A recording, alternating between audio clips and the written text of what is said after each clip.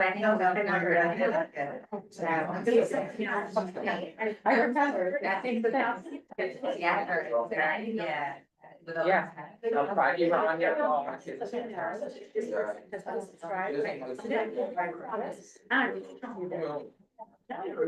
Now it's not bad. And you think, we, I don't know, I wonder if, I was wondering, how soon I said. I don't know, yeah, I need to be able to see that. I'll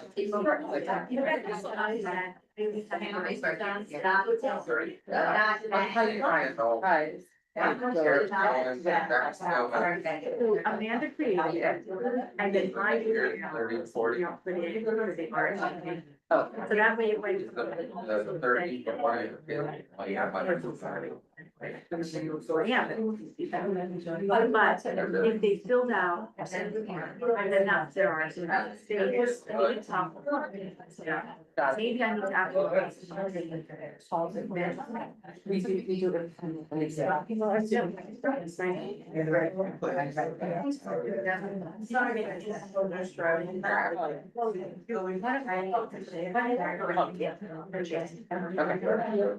Okay, good morning, everybody. Let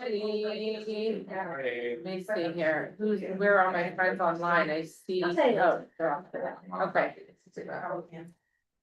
So good morning, we are, what a wonderful way to prepare for Shabbat, for the weekend. If you were here last night for our, were people here last night? Yeah, people here last night. Last night was just still trying to process and listen and hear and experience the incredible insight, inspiration, unbelievable power and strength that we experienced last night from Yosef. It is not, it was not put out on the website. It was, we had last night the gift of having Yosef Chaim Ohana, who survived 738 days of Hamas captivity. And his childhood best friend, Daniel Sharabi, who was a survivor of the Nova Festival, who came with friends of theirs, and actually Scott's son David, who has become very close friends with them, and is the reason why we were was the connector to bringing them to us.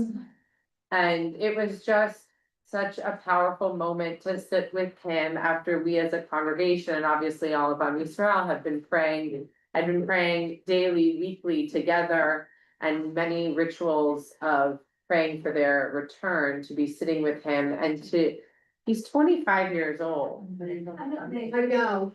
And just like the wisdom and the soul and the fortitude to sit and to share with us, not just his story, but his soul, was really a once in a lifetime moment. So grateful for those of you who were there last night, and for those of you who weren't, spend 2 minutes with someone after class and just ask them, what lesson did you take away from last night? I think that's one of the things that's just been resonating in my mind. The lesson and the takeaway. Did you have something, Mitch? Yeah, I just want to say something. So yesterday I was there Yeah. and I had sort of a mini panic attack, just closing my eyes and imagining. I've met some people in this congregation that actually do not support Israel in their efforts of what they've done to free these hostages. And I wondered, all that was on my mind yesterday was, how could somebody sit in a temple, listen to this story, and still have an issue with what Israel did to get back their people and to have some justice and whatnot? And it bugged me the whole night. It bugged me the whole night. I was a little bit angry because I've come across several people that I've spoken to, and I don't want to have the confrontation, but I really don't know how to handle that, because it ticks me off when I see them, that I listened to that yesterday. I don't know how somebody can say, you as a Jew, So it's such an interesting, Mitch. So one of the things that I was thinking about as he was speaking was the strength of perspective. The strength of perspective. That what he in the depths of darkness, in the midst of unimaginable trauma and pain, that he tunneled his efforts, his vision, his heart towards those three words of peace, love, and compassion. That he forced, sort of placed himself in a mindset of love, that love sustains. And for someone who is standing in that place, in the depths of hell, underground, for him to be able to redirect his heart and his vision and his mind to those three words and to those values. It's a lesson for us too, that look, I can't control everybody's minds. I can control mine. I can turn my heart and redirect my heart to those values that I know that I can help bring divine light into this world to make this world a better place. That to allow yourself to be alleviated from the place, to sit in a space of anger and to be angered by others is a place that you have the opportunity to redirect and mind shift for yourself to say, am I gonna sit here and allow myself to be carrying the anger of somebody else and to worry about how they're gonna be, versus how am I gonna redirect and see myself and see the world through those three values of peace, love, and compassion, and to help make the world a better place through, like, to redirect that anger to a place of, I'm gonna bring about light and difference in this world. That's the work, Well, right? the two questions are, I would wonder if one of the people who did not support Israel stood in front of him, what he would say to them. Okay, And right, that's the first question. And then the second thing is, every Friday night, we would have the Sabbath and on the screen would be praying for the. And I find it offensive that there have been people who sit in the audience that don't support Israel. They say the words and they don't believe it. And I find it to be offensive.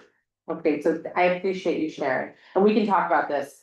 At another time, but I also think that in terms of our culture and our commitment and our core values of Ahavat Zion, of loving Israel, is a central core value of this congregation. And I appreciate your passion, and we can talk about that also, and happy to talk about that private. I appreciate it, thank you. But I also want us to be reminded of the fact that this amazing young man at 25 years old, what he taught us last night and what he taught us about how we have the power in this, and the strength and the internal koach to allow ourselves to see beyond our current circumstance. And also what he said was to not only be thinking about the return of home, but to actually understand how he can make the present moment of such darkness a little bit lighter. Like, that's a powerful lesson for all of us.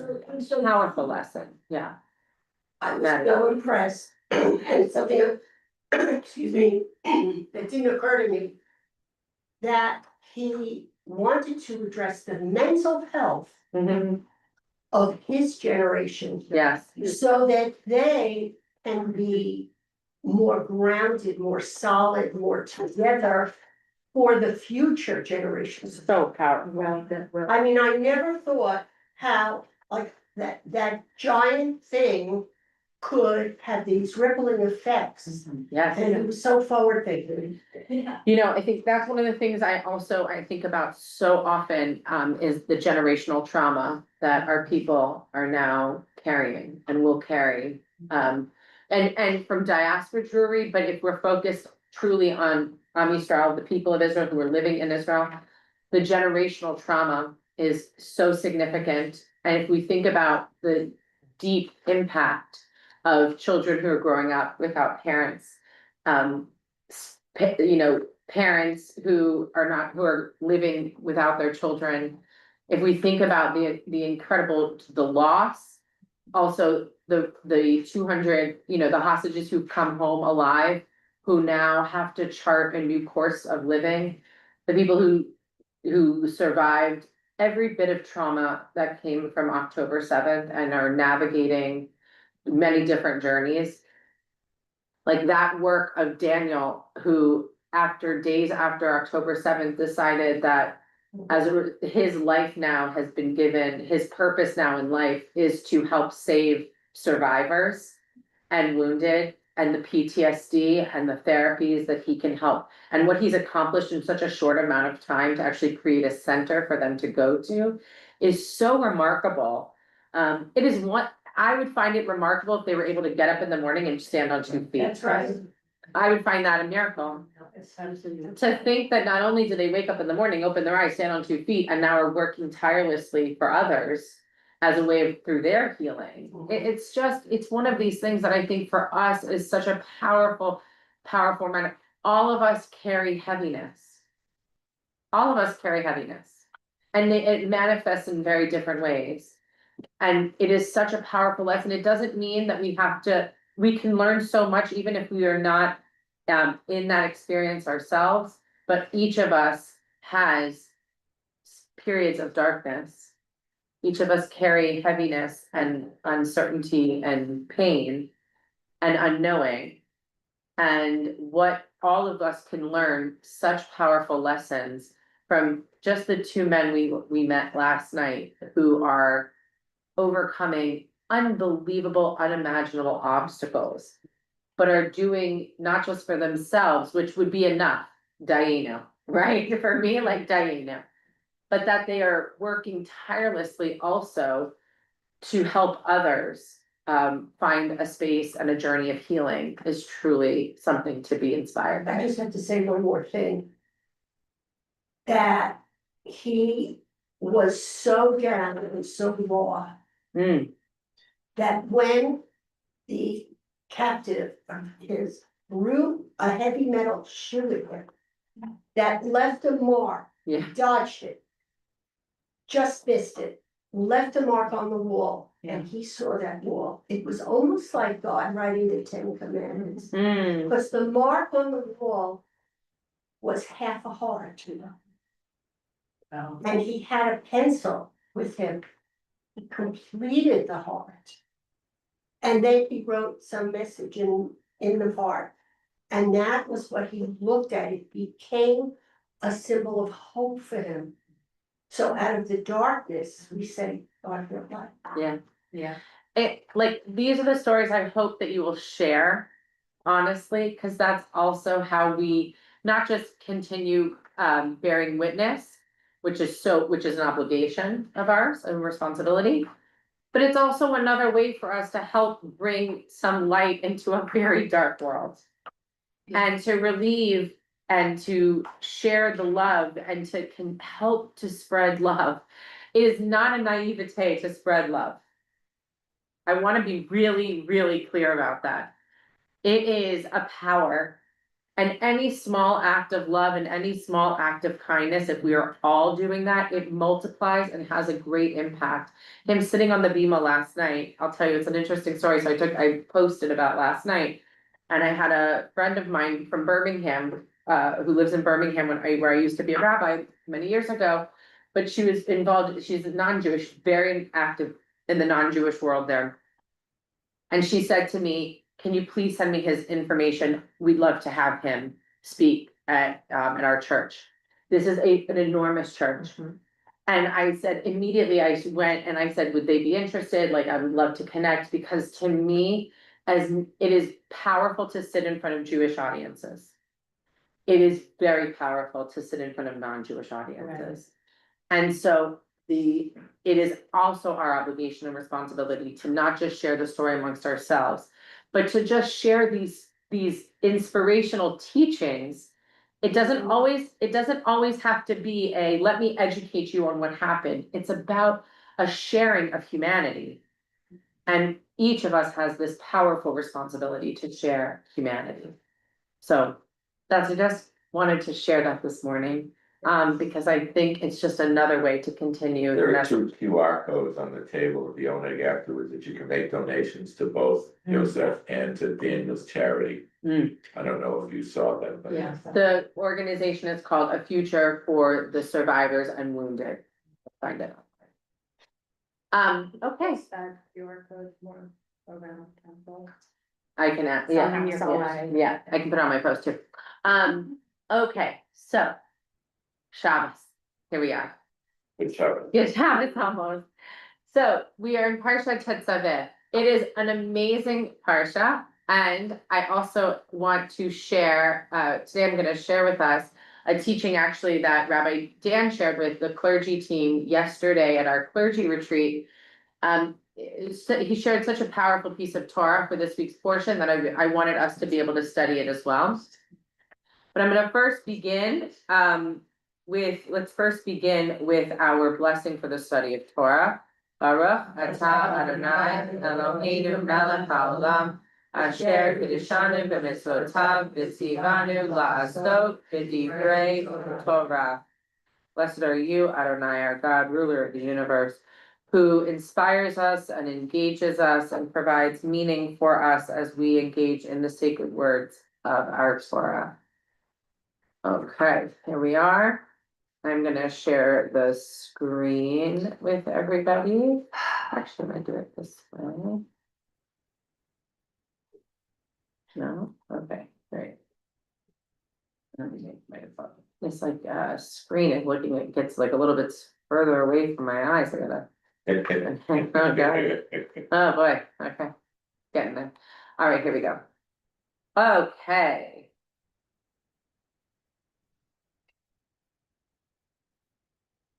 Parsha Tetzaveh. We are in the midst of the conversation of the building of the Mishkan, which we have discussed together. We built the Mishkan, all the hearts who were so moved to do so. They brought forth offerings to construct this holy dwelling place for God. The conversation continues, and I want us to look at the first words of this Torah portion are what? You shall further instruct the Israelites to bring you clear oil of beaten olives for lighting and for kindling lamps regularly. Aaron and his sons shall set up in the tent of meeting outside the curtain that is over the ark of the pact to burn from evening to morning before God. It shall be a dew from the Israelites for all time throughout the ages. Why do you think that's the place that we start? What is it saying here? Like that, God has to be present, Okay, how so? because this place is represented by the light. Okay, so God's presence is represented by the light. Okay, beautiful. What else? What else do we see here?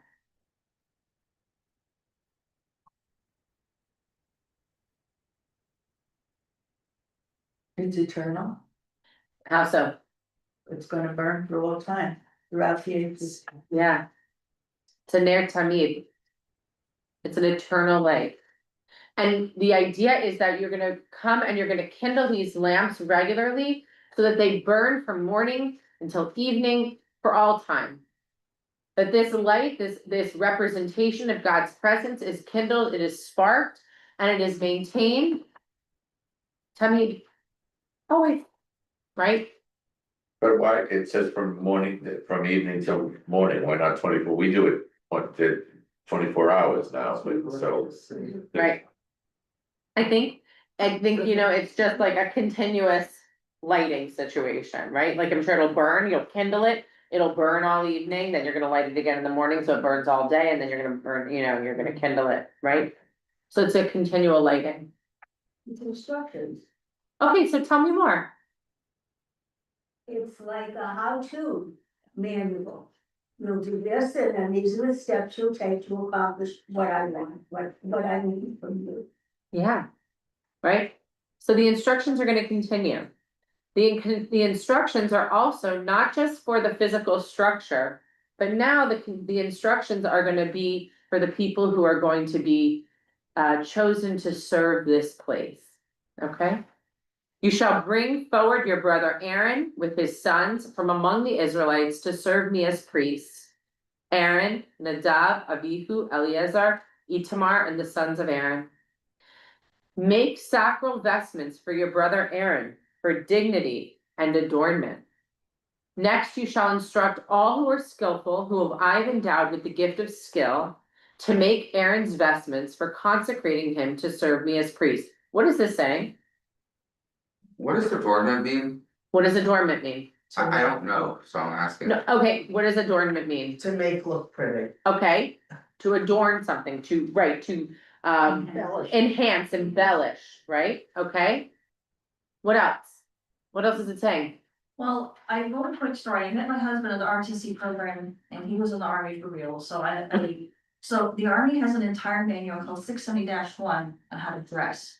Oh my gosh, amazing, yeah. And this, to me, this section is like there, like you said, there's no happenstance, and everything has a reason here. There's a reason why it's specific. It is like, this is how it's going to be, the ephod, the stones, the wolves, the cloth, the bells on the hem. Everything has its place. It's like when you put all that uniform for the first time, which I got to do.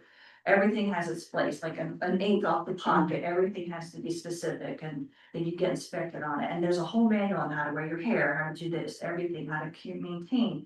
So that shows you the gravity of your job, the responsibility in that uniform, and this is the responsibility when they put on these garments. Yes, They go into that headspace.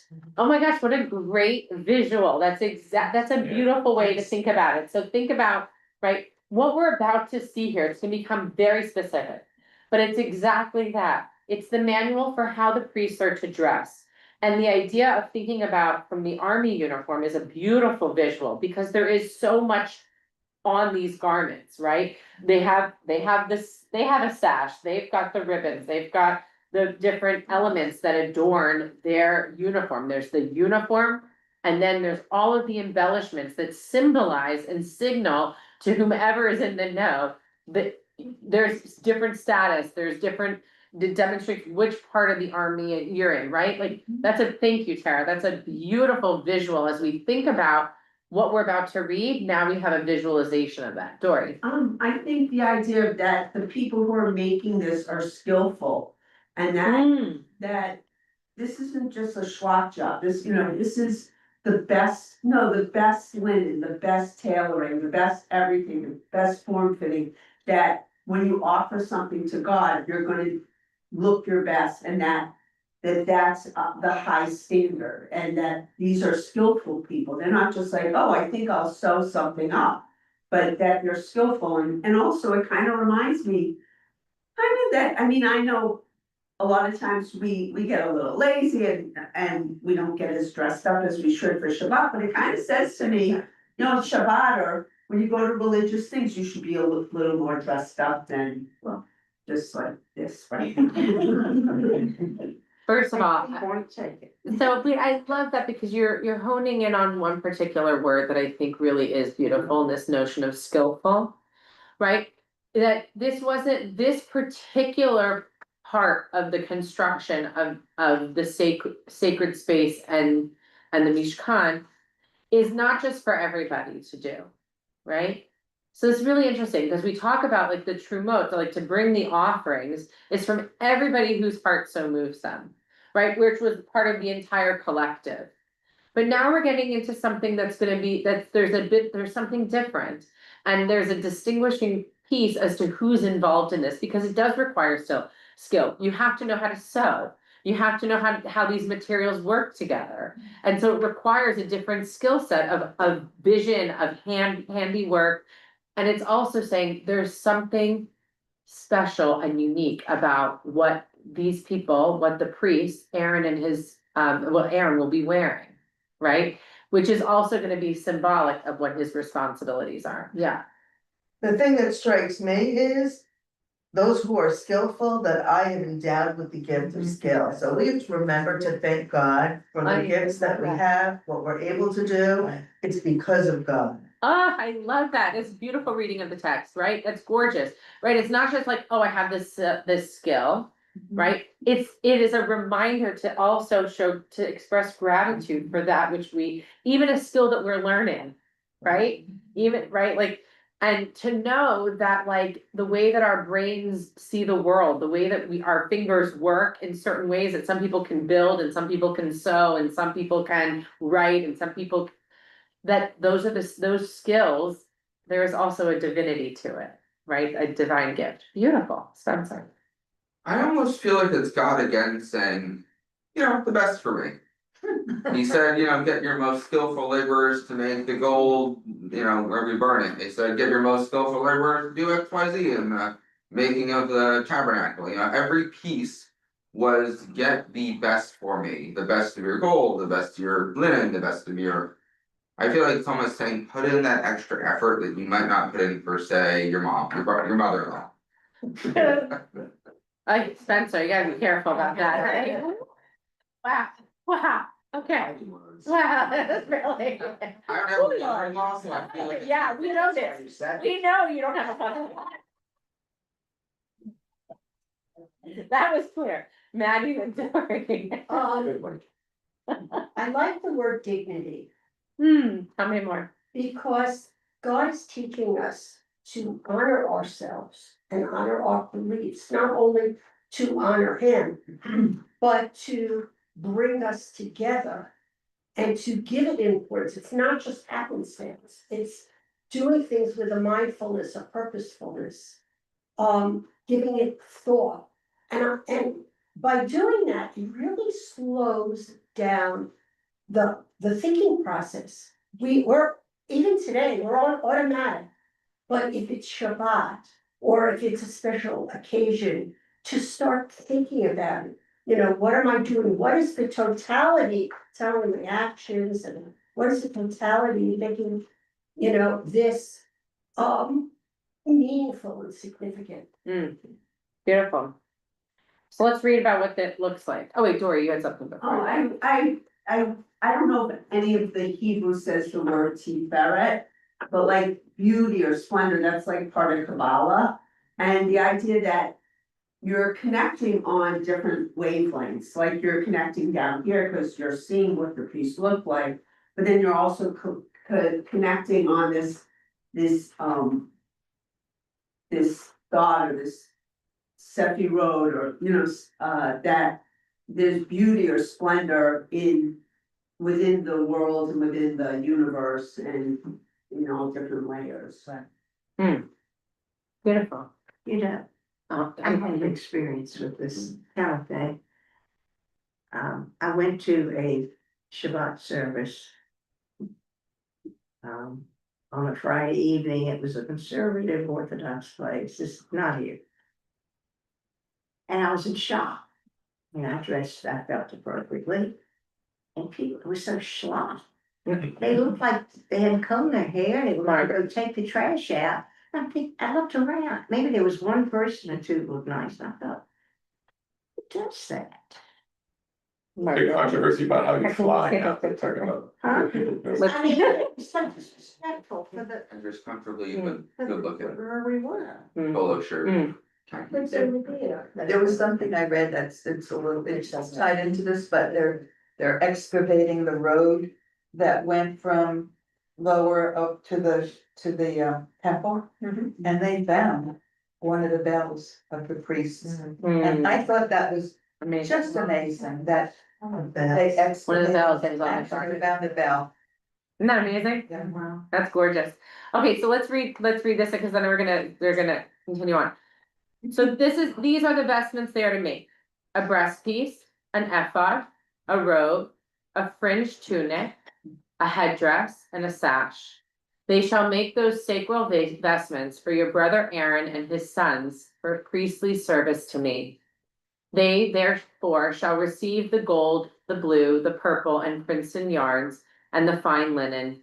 They shall make the ephod of gold, of blue, of purple, and crimson yarn, and of fine twisted linen, worked into designs. It shall have 2 shoulder pieces attached. They shall be attached at its 2 ends, and the decorated band that is upon it shall be made like it, of 1 piece with it, of gold, of blue, of purple, of crimson yarn, and of fine twisted linen. Then take 2 lazuli stones and engrave them on the names of the son of Israel.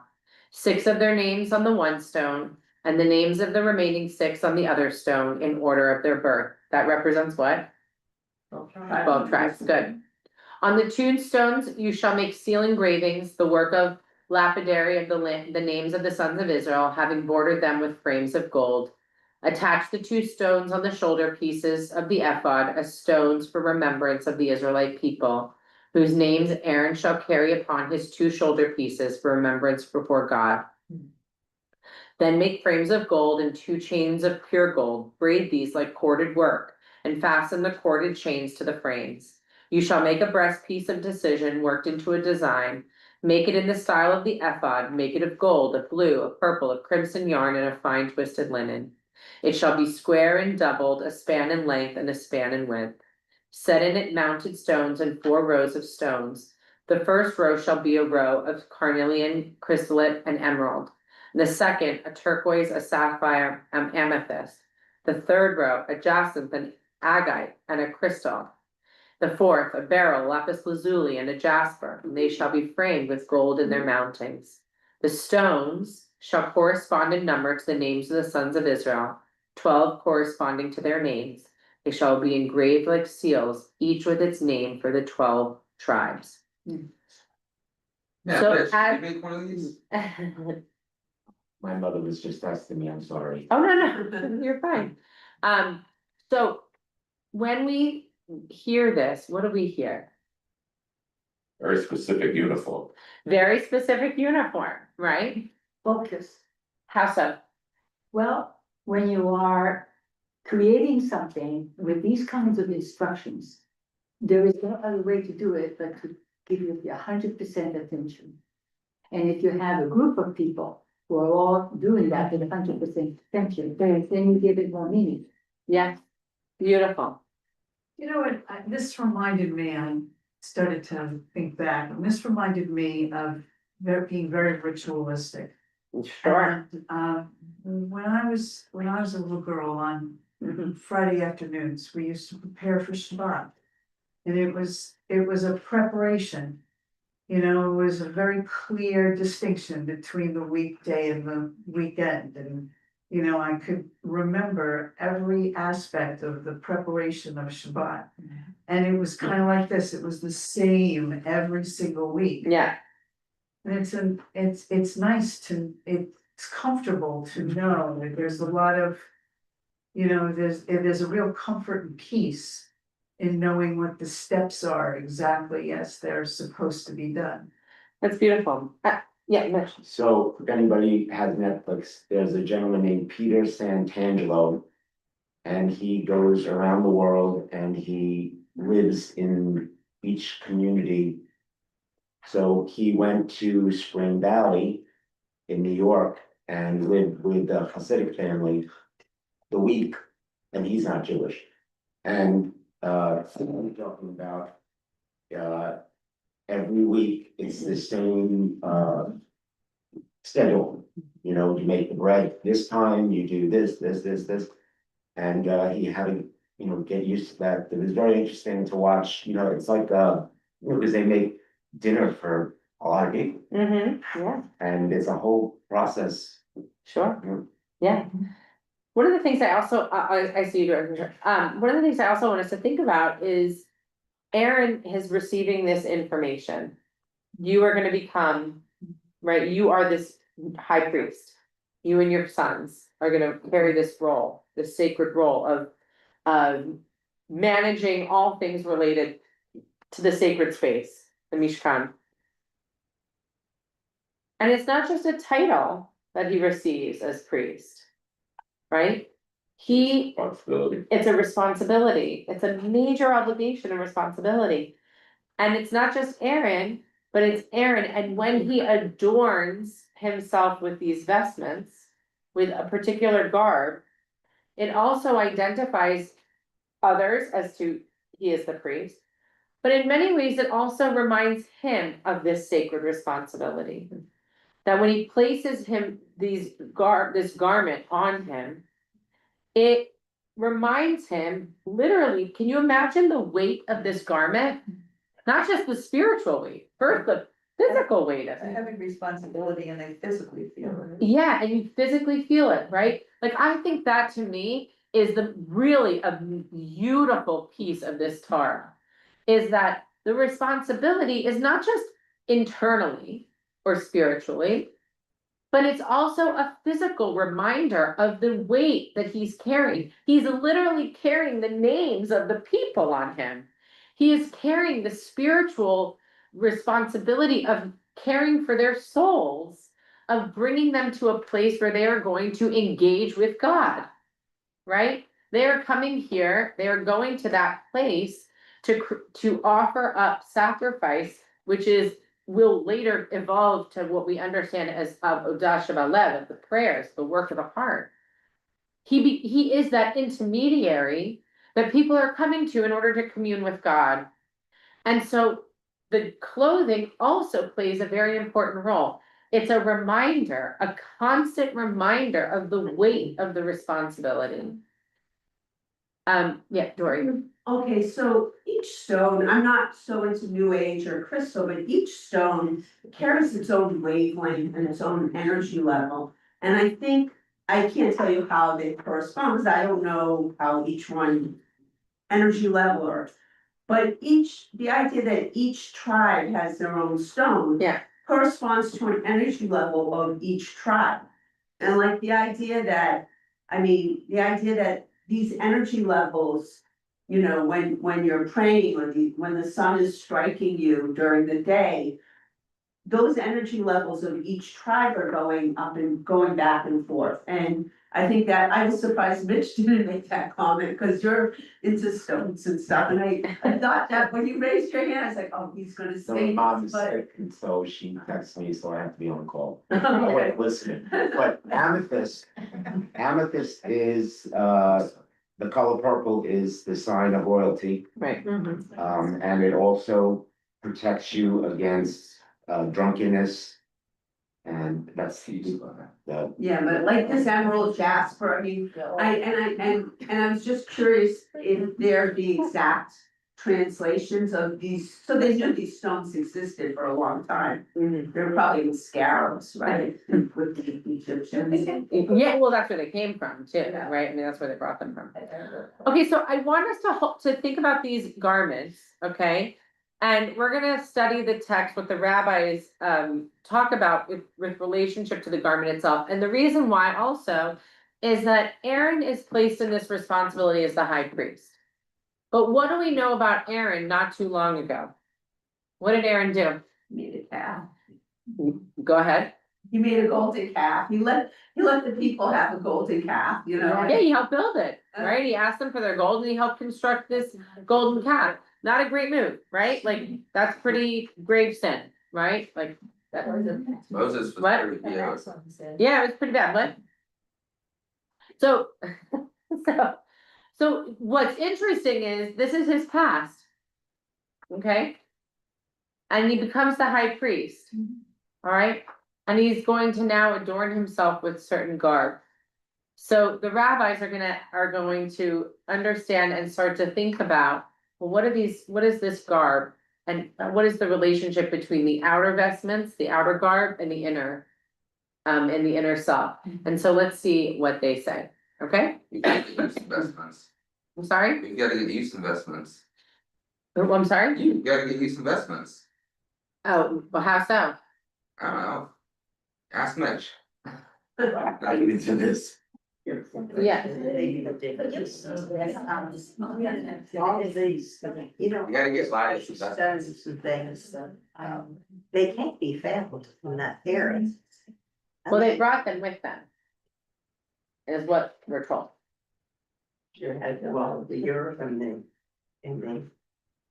How did he bring them with them? Oh. else. Borrowed them. They They borrowed them. They borrowed them. They left. It was back pay, eh? Hold He on. has this one has that. Right, so but remember, the language in the Torah itself is not to be read as right, like. It's to be read for the deeper level of meaning. What is the text trying to teach us and what is it trying to say? And also remember at whatever point it's being written, these are the symbols of great wealth and riches of the surrounding community. The context in which it's being written is also influenced by the reigning people. So like when we talk about purple as royalty, when we think about, because Purim is on Monday night. Esther, when she rises up and places this purple robe on her shoulders, the symbolism of that is whether the robe was purple or not in the room, regardless, doesn't matter. What the text is trying to teach us is that it's purple for a reason, because what the text is teaching is that in that moment, she adorned herself with royalty. She saw herself as in that royal position in which she was seated. And she took power and took that strength and moved forward to save the people, right? Like, so it's significant. Do I know whether or not the robe in her chamber was purple in that moment? I don't know. But this text says it because it wants to, it's suggesting something deeper, something more meaningful. Yeah. Now that you brought up the golden calf and everything, I'm wondering if this is an honor or if this is sort of a punishment. Because, people wanna be a princess or whatever until you realize what it involves. And this is pretty heavy to have to, not only physically heavy, but Yeah. mentally heavy. To have to do all the time that this is your job. So Tell me more. Later on, Korach wants to be Aaron and he wants that honor. But there's so much that you have to do, that your headspace has to be good and your physical body has to be good. Is it really an honor? So it's so interesting. So I think I would think of the question a little bit differently. Right, like, we could say that any position of leadership, any role, whatever the leadership role is, leader in your home, leader in your workplace, leader in the world, leader of yourself, right? Like, we all carry, we all have an opportunity to assume a level of leadership in some way, shape, or form. And in some cases, it is greater responsibility in terms of the impact on a larger community or people. And it should be carried with weight. And it should be understood, the weight of the responsibility, to not just know it internally, but to know that it comes with a physical weight is such an important, it is so important as a leader to recognize and to have that sense of awareness that you have a position of impact, of influence. And how do you carry that impact and influence? Is it for good? Is it for less than good, right? But the constant reminder, I think, here of the vestments is powerful in the sense that when you don that vestment, you are also saying to yourself, today I am a leader. How will I walk? How will I lead? How will I speak? How will I think? And by having it a physical piece to that, is really significant. And I would even say, like, even as like in a clergy role, like, we don't walk around with our robes, right? But there are certain elements, may not be a physical, tangible everyday, but there is a physicalness that I consistently remind myself of the privilege and of the honor of what it means to serve. Especially when you put on the talit, you read the prayer. Yeah, when you wear your talit, that's one way to feel the weight. When you carry the Torah, that's one way to feel the weight. When you sit with somebody and you carry their weight of their pain, of their joy, of their experience, it may not be a tangible weight, but I am intentional about allowing myself to sit there and actually say there is a physical weight to this conversation that demands more of me in this moment, right? Like, there are things, and that can even be when you're with your child, with your grandchild, like, they demand something more of you that you want to give them. And when we think of it in physical terms, because sometimes it is intangible, which helps that we have to try a little harder to be reminded of the weight of the responsibility with our relationships, with our friendships, with ourselves, right? So, like, that's why I think this is just such a beautiful reminder of that outer and that inner, but what's the linking between the two? So the rabbis say, okay, so Aaron, he committed this awful sin, but now he's in this position of leadership. And what are these garments? What's with the garments, right? Like, they want to understand, like, what's going on here? And let's understand what the garments themselves, do they have? What is their significance beyond their outer beauty? Maddie, and then we're gonna read the text. I was looking at that, which I glossed over at the beginning, garments of atonement. Yes, well, so this is the source sheet, okay? Right. So this is the interpretation from the rabbis, so this is the text sheet that Rabbi Dan prepared the other day that I wanted us to study. Because he brought an interesting perspective to the Parsha, which was for Aaron who committed something grave, but he's in a position of spiritual leadership. What do those garments represent? Are those garments sullied by his sin? By his mistake, by his actions? Is it just something that he carries spiritually? Or do the garments also themselves, are they dirtied, smudged up by his behavior, right? So like when we think about when somebody of position of power, of leadership or whatever engages in something, does it schmutzy up and cloud any good works that they've ever done? Right? All the- Right, and that, right, like this is not a far stretch to think about in our world today of like something happening like that, right? Like that good people can do amazing, amazing, amazing things and provide philanthropically for so many and people whose lives are better. And they do something really horrific and awful. Does that negate all the good? Does that, or do they, what kind of decisions are we making? What if they had an amazing foundation? Does that foundation, should it cease to exist because it carries their name? Are you talking about one person recently in the news? Cause that described them pretty well. I'm talking, there's a lot I can go in. I don't wanna focus on one individual because then I was just, the conversation goes one. But I think it's a powerful piece that is also represented by Aaron and Aaron himself. And the garments, okay? So let's see what the tradition says. So we're responding to the verse, which is these are the vestments that they are to make, right? We read all this. And they shall make those sacred vestments for your brother Aaron, his sons, and for priestly service. So this is from a Braita, from the Talmud, and it says, Rav Ani Bar Sasson says, why was the passage in the Torah that discusses the priestly vestments juxtaposed to the passage that discusses offerings? To tell you that just as offerings atone, so too the priestly vestments atone. For what does each garment atone? Okay, so this is interesting. So so offerings, remember, are specific. You bring a certain offering based off of the sin that you've committed, right? So the sacrifice of an animal, of one kind of an animal or a bird or whatever, each of those sacrifices you're bringing specifically to atone for something specific. The rabbis say just as the offerings atone, so too do the different elements of the vestments, okay? So meaning the tunic atones for bloodshed. The tunic represents the atonement for bloodshed. As it is written with regard to Joseph's brothers after they plotted to kill him, and they killed a goat and dipped the coat in the blood. Remember? We studied together. The trousers atone for forbidden sexual relations, as it is written with regard to the priestly vestments, and you shall make them linen trousers to cover the flesh of their nakedness. Okay, that's what that represents. The mitre, the headpiece, atones for the arrogant, in accordance with the opinion of Rabbi Hanina. Says Rabbi Hanina, it is logical that an item, listen to this, that an item placed at an elevation, okay, i.e. the head of the priest, the mitre, the headpiece at the top, shall come and atone for the matter of an elevated heart.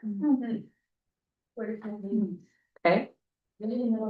So, well, remember, heart and head, it's like that intelligence piece, the knowing, right? Heart and head. Okay. Be a topic, with the elevated heart. I'm sorry. These are just symbols of atonement. Exactly. So why would? Arrogance. Arrogance. You think I'm better than, like, right, that notion of not being humble or humiliated, arrogance and evil. Yeah, right, like, okay. The belt atones for the thought of the heart. The Gemara elaborates, the belt atones for the sins occurring where it is situated, over the heart, as it is written. And you shall put in the breastplate of judgment, the Urim and the Tumim, and it shall be upon Aaron's heart. Okay? This goes in front of him, right? The breastplate, this was also interesting. I thought of it almost like a shield too. Shielding the heart, the matters of the heart. Okay? And Aaron shall bear the judgment of the children of Israel upon his part before the Lord continually. So he's literally carrying not just their names, but their experience, their doings, their actions are on his part. The breastplate of the high priest atones for improper judgments, as it is written, and you shall make a breastplate of judgment. Okay? The ephod of the high priest atones for idol worship, as it is written, and without ephod or teraphim, that is to say, when there is no ephod, the teraphim, idol worship is found. This indicates that if an ephod, there is no sin of that if there is an ephod, there is no sin of idol worship. The robe of the high priest atones for malicious speech. As the Holy One, blessed be he, says, let an item that produces sound, the bells of the robe. So we talked about the bells, that he said, the bells were placed there to make the noise, to remind us not to speak gossip or malicious speech, yes? Right? The bells of the robe come and atone for an act of malicious speech. Get rid of all that stuff, right? Finally, the front plate of the high priest atones for an act of brazenness. From where is this derived? Here, with regard to the front plate, it's written, and it shall be upon Aaron's forehead. Okay? So each element not just was of beauty, but also represents all these different items and ways in which we must atone for certain behavior. It's a consistent reminder also of how we must behave, not just him, but also those around him. Now, here's an interesting piece. Okay? If a person sins, there's a ritual that they must undergo. You can go into the mikvah to purify yourself when you become ritually impure. You go to the mikvah, you emerge pure. So the rabbi said, what about the garments? If the garments themselves represent sins and atonement and get schmutzied up by, yucky stuff, sin, yeah, right? Is there a ritual to make them clean? So here's what they said. If the garments were soiled, one may not launder them, neither with natron nor with soap, two common detergents. So the Talmud says, and asks, but may it be inferred from this that with water one may launder the priestly vestments? Why would we ask that? Because water does what? Purifies. Abaye said, this is what the Baraita is saying. If the dirty garments have only reached the point where laundering them with water alone would suffice, one may launder them with natron and soap, as they are not considered soiled. But if the garments become so dirty that they reached a point that laundering them would require the use of natron or soap, then one may not launder them, even with water. And some say, one may not launder the priestly vestments at all, even if laundering them with water would suffice, because there is no poverty in a place of wealth. Only priestly vestments that were clean as new should be worn, as is befitting the temple service, and those that were laundered should not be worn. So that's one perspective. What does it say? What does it say to you? Yeah, I have to still get an OxyClean. Yeah, right. That's why we have OxyClean. Yeah, exactly.